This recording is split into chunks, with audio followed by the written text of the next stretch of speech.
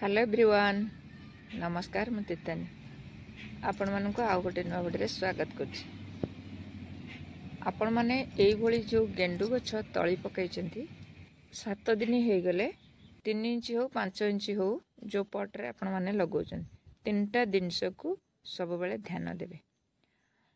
लगैला परे बहुत पानी देबे नहीं, बहुत खरा रे रखिबे नहीं, अल्प खरा पड़ुथिबा सेमी सीड रे आपण माने ए गछ को रखिबे। 20 दिन हो गलानी ए भली भाव रे आपण माने त खुसई देबे। 1 2 3 ए तीनटा स्टेप रो आपण माने एठू कटिंग करिवे। देखंतु एई भली भाव रे आपण माने कटिंग करिवे। चाहिले आपण माने डाळ को फोपाड़ीबेनी आउ गोटा जगह रे आपण माने लगे कि नुआ गछ प्रस्तुत करि परिबे। एई जगह रु देखंतु केते सुंदर आधरे आसी जीवो ब्रांच। जेमिति देखंतु मु एठी गोटे स्टेप रे काटिथिली आ देखंतु ताधरे आउ दुईटा ब्रांच आसी छी। से 20 दिन हो गला परे एई भली भाव रे आमे ता मूल भल भाव रे एमति खुसई नेबा। काइना वर्षा होउची माटी उडा एमति बसी जाई थाए सेति पई कि आमे 8 दिन 15 दिन थरे एमती खुसई देबा। खुसईला परे जे कोनोसी आमे सॉइल मीडिया दे परिबा। देखंतु एई भले डीएपी 8-10 टी दाना निहाती गोटे गोटे पट रे आमे एमती दे परिबा। डीएपी दे सला परे 20 दिन परे अगर टिके टिके सब कढ़ पळी आसीबो। तेबेले कढ़ पळी आसीबो आपण माने ताको आउ टिके बड़ा पट को ट्रांसफर करि नेबे। जफल कि 8 ରୁ 10 इंच पट को आपण माने ताको ट्रांसफर करि नेबे। जेमिति प्रथमे जो स्टेप रे आपण माने गछ को रखिथिले से स्टेप रे आपण माने गछ को रखिया को चेष्टा करिवे। कारण सेमती कम खरा रखिबे, कम पानी देबे, सेमी सीड रे रखिबे।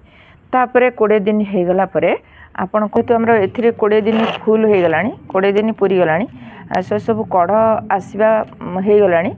आमे कौन कौन दबा ना किछि रे सुखिला चापत्ती, पियाज चोपार गुंड आ किछि फंजीसाइड पाउडर आमे आकु भल भाव रे मिसई करी आधरे अल्प अल्प एमती देबा।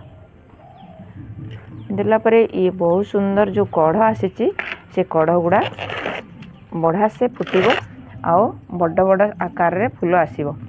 फुटी सरला परे आपण माने से फूल को काटी देबे। काटी देला परे देखिबा आउ से बहुत सारा तार ब्रांच आसीबो आउ गछटा पूरा भूसा भूसा हबो आ बहुत सुंदर एथरे फूल फुटिबो। 8 दिन 15 दिन थरे नीम पत्र को एमती फुटेई करी तार रस को जो रखी चंती बॉयल करी करी सेथिरु आपण 8 दिन थरे स्प्रे करि परिबे।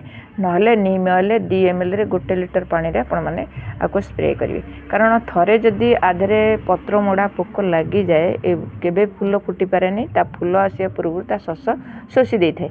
सेति पई आपण माने 8 दिन 15 दिन थरे आको नीम ऑयल स्प्रे करिवे।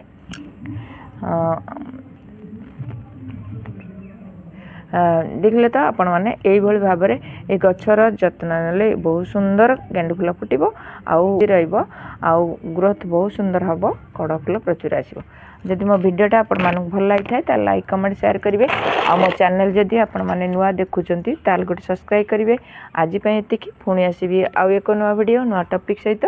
सेते पर्यंत गछ लगातांतु भलै थांतु। जय जगन्नाथ।